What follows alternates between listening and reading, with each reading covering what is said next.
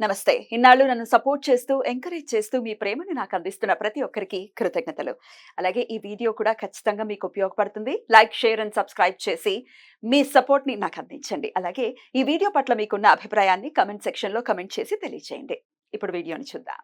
నమస్కారం. శుభోదయం కార్యక్రమానికి స్వాగతం. ఈరోజు 4వ తారీఖు జూన్ నెల 2024వ సంవత్సరం మంగళవారం. శ్రీ క్రోధినామ సంవత్సరం ఉత్తరాయణం వసంత ఋతువు. ఈరోజు వైశాఖ మాస బహుళపక్ష త్రయోదశి తిథి రాత్రి 10:01 వరకు, తదుపరి చతుర్దశి తిథి.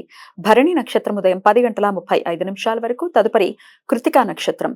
శోభన యోగం ఉదయం 6:12 వరకు, అతిగండ యోగం రాత్రి 3:18 వరకు, గరజ కరణం ఉదయం 11:08 వరకు, వణిజ కరణం రాత్రి 10:01 వరకు, తదుపరి భద్ర అంటే విష్టికరణం ఉంటాయి. నక్షత్ర వర్జం ఉదయం 9:05 నుండి 10:35 వరకు, అమృతకాలం సాయంత్రం 6:05 నుండి 7:35 వరకు. హైదరాబాద్ ప్రాంతం వారికి సూర్యోదయం ఉదయం 5:41, సూర్యాస్తమయం సాయంత్రం 6:48, చంద్రోదయం రాత్రి తెల్లవారుజామున 4:16, చంద్రాస్తమయం సాయంత్రం 4:44.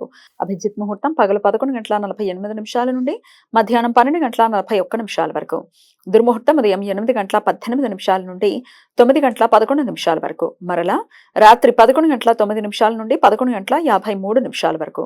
రాహుకాలం మధ్యాహ్నం 3:31 నుండి సాయంత్రం 5:10 వరకు. గుళిక కాలం మధ్యాహ్నం 12:15 నుండి 1:52 వరకు. యమగండం ఉదయం 8:58 నుండి 10:36 వరకు. ఈరోజు ప్రదోష వ్రతం. ఈరోజు శైవ భక్తులు పగటిపూట ఉపవాసం ఉండి ప్రదోష సమయంలో రుద్రాభిషేకం చేస్తారు. మంగళవారం ప్రదోష సమయంలో త్రయోదశి తిథి ఉన్న రోజున భౌమ ప్రదోషం ఏర్పడుతుంది. కుజగ్రహ శాంతి విధానాలు ఆచరించి రుద్రాభిషేకం చేయటానికి అనుకూలం. ఈరోజు మాస శివరాత్రి.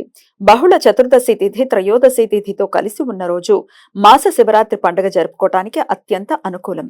ప్రతి బహుళ చతుర్దశి తిథి రోజు శైవ భక్తులు ఉపవాసం ఉండి శివునికి రుద్రాభిషేకం చేస్తారు. మంగళవారం కృతికా నక్షత్ర కలయిక ఉండటం వలన సర్వార్థ సిద్ధి యోగం ఈ రోజు రాత్రి 10:35 నుండి రేపు సూర్యోదయం మధ్య కాలంలో ఏర్పడుతుంది. ఈ సమయంలో నూతన వ్యాపార ప్రయత్నాలు చేయడానికి, కొత్త పనులు ప్రారంభించడానికి అనుకూలం. ఈ సమాచారాన్ని మనకు అందించిన వారు మేడికొండూరు విశ్వనాథ్ ప్రసాద్ గారు. ఆయనకు కృతజ్ఞతల్ని తెలియజేస్తూ శివ స్మరణతో సమస్త సన్మంగళాని భవంతు. నమస్కారం.